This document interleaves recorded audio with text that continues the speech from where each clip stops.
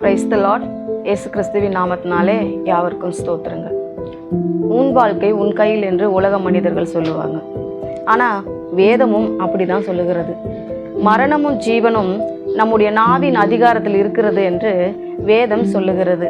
இப்போது நம்மளுடைய வாழ்க்கை இருக்குதுன்னு வச்சுக்கோங்க, அதில் நம்ம எவ்வளவு காரியங்களை நம்ம அதிகமாக அறிக்கை இடுகிறோமோ அந்த காரியங்களுக்கு உயிர் பெற்று வல்லமை வந்து அது நம்ம வாழ்க்கையில் கிரியை செய்யக்கூடியதாய் காணப்படுகிறது. அதிகமாக நான் நிச்சயமாக ஜெயிப்பேன், நிச்சயமாக அந்த காரியத்தை நான் கைப்பற்றுவேன், நிச்சயமாக அந்த எக்ஸாம்பிளை நான் பாஸ் பண்ணுவேன், நிச்சயமாக இந்த வேலையில் நான் வந்து நிலைத்து நிற்பேன்னு சொல்லி விசுவாச அறிக்கையை நம்ம தொடர்ந்து நம்ம சொல்லிக்கொண்டே இருந்தால் மாத்திரம்தான் அது நமக்குள்ளே என்ன பண்ணுமா, அது வந்து உற்சாக பெற்று அந்த கிரியை நமக்குள்ளே நடப்பிக்க ஆரம்பிக்குது. அதிகமாய் நம்ம எதையெல்லாம் வாயினால நிறைய அறிக்கை எடுக்கிறோமோ அது அப்படியே நமக்கு நடக்க ஆரம்பிக்குது. இப்போ பேர் வைக்கும்போது கூட பாருங்களேன், அந்த பேர் எதற்காக வந்து நமக்கு வைக்கிறாங்கன்னா, இப்போ வந்து ஒரு ஒரு ஒரு ஒரு பேர் வைக்கிறோன்னா அந்த பேரோட அர்த்தம் என்னவோ அதை பொறுத்து நம்ம கூப்பிட கூப்பிட கூப்பிட கூப்பிட அதனுடைய அர்த்தம் மிகவும் வலிமையாகிக்கிட்டே போகுது. ஏன்னா ஒரு நாளைக்கு ஒரு தடவையாக நம்ம பிள்ளைய பேரிட்டு கூப்பிடுவோம். நம்ம சுற்றி இருக்கிறவங்க ஸ்கூலுக்கு போனாலோ காலேஜுக்கு போனாலோ வேலைக்கு போனாலும் வீட்டில் இருக்கிறவங்க எல்லாருமே ஒரு நாளைக்கு குறைந்தது 100 முறையாவது கூப்பிடுவோம்.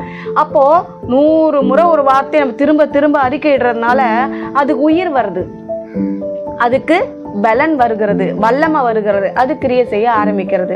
இப்போது நம்ம எதை அதிகமாக நம்ம வந்து அறிக்கை செய்கிறோமோ அது நம்ம வாழ்க்கைக்கு ஒரு பலனாய் வந்து முடிகிறது. அதுக்கு ஒரு வசனம் இருக்கிறது. 2 வசனங்களை நான் உங்களுக்கு வாசிக்கிறேன். நீதிமொழிகள் 18ஆம் அதிகாரத்தில் 20வது வசனமும் 21வது வசனமும் நான் உங்களுக்கு வாசித்து காட்ட விரும்புகிறேன். அவனவன் வாயின் பலனால் அவனவன் வயிறு நிரம்பும், அவனவன் உதடுகளின் விளைவினால் அவனவன் திருப்தியாவான். மரணமும் ஜீவனும் நாவின் அதிகாரத்தில் இருக்கும், அதில் பிரியப்படுகிறவர்கள் அதன் கனியை புசிப்பார்கள். இந்த 2 வசனமும் நமக்கு என்ன சொல்லுகிறது? அவனவனுடைய வாயின் பலனால் அவனவனுடைய வயிறு நிரம்பும், அவனவனுடைய உதடுகளின் விளைவினால அவனவன் திருப்தி அடைவான். அதுக்கு தான் சொல்கிறது. நம்ம எதை சொன்னாலும் நான்லாம் ஜெயிக்க மாட்டேன்டா, எனக்கெல்லாம் அது கிடைக்காதுடா, நான்லாம் வந்து இந்த ஜென்மத்தில் அதை அனுபவிக்க மாட்டேன் போல இருக்குடா, நான்லாம் அதுக்கு தகுதி இல்லைடான்னு சொல்லி நம்மளை நாமளே தாழ்த்திக்கிட்டு நம்மளே என்ன பண்ணிக்க கூடாது. ஒரு விஷயத்தில் நம்ம குற்றப்படுத்தி நம்மளே தாழ்த்தி அந்த மாதிரி பண்ணிக்கவே கூடாது. விசுவாச அறிக்கை வேணும். அதுக்கு தான் வேதம் சொல்லுகிறது, விசுவாசிக்கிறவனுக்கு எல்லாம் கூடும். அதான் இதுதான் கூடும் அதுதான் கூடும்ட்டெல்லாம் இல்லை. இயற்கைக்கு அப்பாற்பட்ட விஷயங்களை நீங்கள் விசுவாசித்தாலும் அது ஆம் என்றும் உங்களுக்கு வாழ்க்கையில் நிறைவேறும். அப்படிப்பட்டது தான் உங்களுடைய வார்த்தைக்கு அதிகாரம் கொடுத்துருக்கிறார் கர்த்தர். அதனால தான் நான் வாழ்ந்திருப்பேன், நான் செலுத்திருப்பேன், நான் நிச்சயமாக ஜெயிப்பேன், நான் நிச்சயமாக மீட்சி அடைவேன், நான் நிச்சயமாக கர்த்தருக்கு பிரியமாக வாழுவேன் சொல்லி அறிக்கைட்டுக்கிட்டே இருக்க அது பலன் பெறுகிறது. இப்போ ஒரு மனிதன் மிகவும் சாக கடந்தானா, ஒரு சின்ன பையன். அந்த பேரண்ட்ஸ் என்ன பண்ணாங்களாம், திடீர்னு வந்து நம்ம டிஜிஎஸ் தினகரன் ஐயா அவர்கிட்ட வந்து, ஐயா என் மகன் சாவ கிடக்குறான் ஐயா, ஹாஸ்பிட்டலில் சேர்த்துருக்கேன், அவன் உயிர் பொழைப்பான மாட்டானா, நம்ம அந்த பணத்தை செலவு அளிக்கிறதுக்கு வருத்தம் இருக்கா இல்லையா, நீங்கள் எப்படியாவது ஜெபம் பண்ணி ஆண்டவர்கிட்ட விசாரித்து சொல்லுங்க ஐயா அப்படின்னு சொல்லி கேட்டாங்களாம். உடனே போயிட்டு அந்த டிஜிஎஸ் தினகரன் ஐயா போயிட்டு நைட்டு முழுவதும் ப்ரேயர் பண்ணாராம். உங்களை சொல்லி அனுப்பிச்சிட்டாங்களாம்மா, எனக்கு 2 நாள் டைம் வேணும், முடிச்சுட்டு வாங்கம்மா, நிச்சயமா நான் என்னன்னு உங்களுக்கு சொல்றேன், உங்க மகனுக்காக நான் ப்ரேயர் பண்ணிக்கிறேன், கர்த்தருடைய சித்தம் நடக்கட்டும், நீங்க போங்கன்னு சொல்லி அனுப்பிச்சிட்டாராம். அவர் இரவு முழுவதுமாக பதிலே வரலையாம். இரவு முழுவதுமாக அழுது ஜெபித்து எனக்கு ஒரு பதில் கொடுங்கப்பா, நான் அவனுக்காக ஜெபிக்கலாமா, தொடர்ந்து ஜெபிக்கலாமா வேண்டாமா. அவங்க வந்து என்கிட்ட கேட்டாங்க, அவங்க தெரிந்து கேட்குறாங்களோ தெரியாம கேட்குறாங்களோ தெரியாது, ஆனா நான் ஆராதிக்கிற தேவன் இன்னார் என்பது எனக்கு தெரியும். ஆகினால நான் நம்புகிறது அவராலே வரும் என்று நான் விசுவாசிக்கிறேன். அதனால் அந்த பையனுக்கு பிழைப்பு இருக்கும்னா நான் தொடர்ந்து அவனுக்காக ஜெபிக்கிறேன். நீங்கள் எனக்கு ஒரு நல்ல ஒரு பதிலை தாங்கன்னு சொல்லி ஜெபிக்கும் போது விடிய காலையில் வந்து கர்த்தர் ஒரு பதிலை கொடுத்தாராம். நீ கவலைப்படாத, அந்த பையன் நிச்சயமாய் பிழைப்பான் அப்படின்னு சொல்லிட்டு சொன்னாராம். உடனே அந்த 1 மணி நேரம் கழித்து ஆண்டவருக்கு நன்றி சொல்லிவிட்டு எழுந்து போய் ஜெபம் பண்ணி எல்லாவற்றையும் முடித்து விட்டு உட்கார்ந்து இருந்தாராம். அந்த குடும்பத்தார் வந்தாங்களாம். இவரே ஃபோன் பண்ணி அழைத்தாராம், வாங்க அப்படின்னு சொல்லி. அப்போ அந்த குடும்பத்தார் வந்த உடனே அவர் சொன்னாராம், நீங்கள் பணம் கட்டுங்கம்மா, நீங்கள் செலவு பண்ணுறது வந்து வீணாக போகாது, நிச்சயமாக வந்து உங்கள் பையனை கர்த்தர் வந்து ஜீவனோடு கொடுப்பார், அவனை குறித்து ஒரு பெரிய திட்டம் இருக்கிறது, நீங்கள் கவலைப்படாதீங்கன்னு சொல்லி அனுப்பிச்சாராம். இன்னொருத்தர் அதே போல் வந்து ஜெபம் பண்ணுறதுக்காக வந்தாங்களாம்.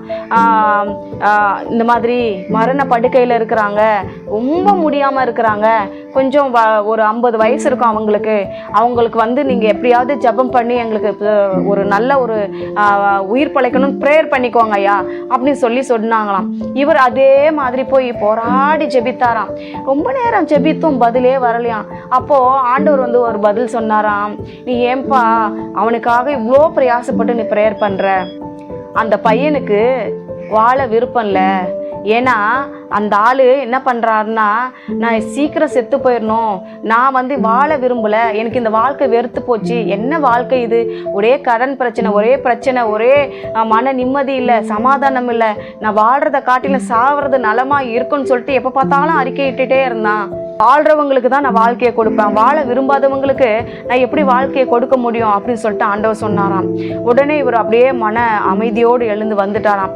வரவங்களுக்கு சொன்னாராம், நான் ஜெபம் பண்ணியிருக்கிறேம்மா, கர்த்தருக்கு சித்தமானால் பிழைப்பாருன்னு சொல்லி விட்டுட்டாராம். பிழைக்க மாட்டாருன்னு சொல்லலை, கர்த்தருக்கு சித்தமானால் பிழைப்பாருன்னு சொல்லி அமுச்சிட்டாராம். பாருங்க, வேதத்தில் கூட உங்களுக்கு எசேக்கியா ராஜா தெரியும். இந்த எசேக்கியா ராஜா மரணமடைய போறான்னு சொல்லி வந்து அந்த இவரு ஏசாயா சொன்ன உடனே எசேக்கியா என்ன சொல்றாரு, ஐயோ நான் மரணமடைய போறேனாங்கிற அந்த மரண பயத்துல சுவர் பக்கமா திருப்பி கர்த்தரை நோக்கி ஜெபம் பண்றான். ஆனா அவன் விரும்புறான், நான் வந்து என்னை நினைத்தரல, என் உத்தமத்தை நினைத்தரல, என் ஊழியத்தை நினைத்தரல சொன்னோன்னு அவன் விரும்பினதுனால அவனுடைய வருஷத்துல 15 வருஷம் அவனுக்கு கூட்டி கொடுத்தார். விரும்பணும், நம்ம வாழ்கிற வாழ்க்கையை நம்ம விரும்பி வாழணும், நம்ம உயிரோடு வாழணும்னு விரும்பினா மட்டும்தான் நமக்கு மறுபடியும் கொடுக்கப்படும். சாகணும்னு விரும்புனா மரணம் தான் நமக்கு வரும். அதே மாதிரி தோல்வியை விரும்பினா தோல்வி தான் நமக்கு. நீங்க இந்த நீதிமொழிகள் 18ஆம் அதிகாரத்துல 20வது வசனத்துல 1க்கு 10 முறை வாசித்து பாருங்க, கர்த்தர் உங்களுக்கு கூட நிச்சயமா இடைப்படுவார். எனவே தேவ பிள்ளைகளே, உங்கள் வாயின் வார்த்தைகளை நீங்கள் ஜாக்கிரதையாக இருக்க வேண்டும். எந்த மாதிரி நீங்கள் அறிக்கை செய்கிறீங்களோ அதுதான் உங்கள் வாழ்க்கையில் நடக்கும். செபிக்கலாமா? நல்ல தகப்பனே, இந்த வேலைக்காக நன்றி செலுத்துகிறேன். நிறைய பேரப்பா இதனுடைய அர்த்தம் தெரியாமல், விவரம் அறியாமல் அப்பா ஒரு ஏனோ தானோ ஒரு வார்த்தையில் அறிக்கை இடுகிறாங்க. அவங்க கூட நீங்கள் பேசுங்க. சத்தியத்தை வார்த்தைக்கு உயிர் உண்டு, அது நிச்சயமாக கிரியை செய்யுங்கிறத அவங்க உணர்ந்து செயல்பட உதவி செய்யும். இயேசுவின் நாமத்தில் செபிக்கிறோம் பிதாவே, ஆமென்.